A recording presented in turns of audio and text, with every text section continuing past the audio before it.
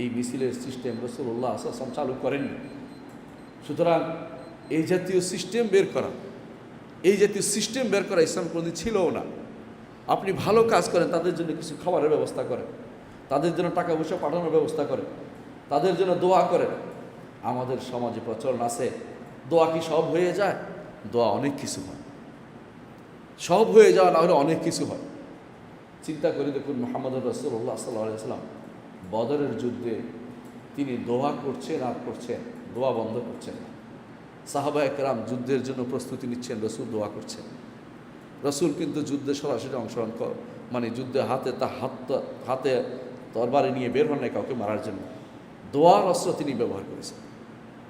এই জন্য দোয়া হচ্ছে সিলাহুল মুমিন, ঈমানদারের ভারী অস্ত্র হচ্ছে দোয়া। মুসলিম ভাইদের জন্য এই দোয়া জীবদ্দশায় যেমন কাজে লাগে, মৃত্যুর পরেও কাজে লাগে।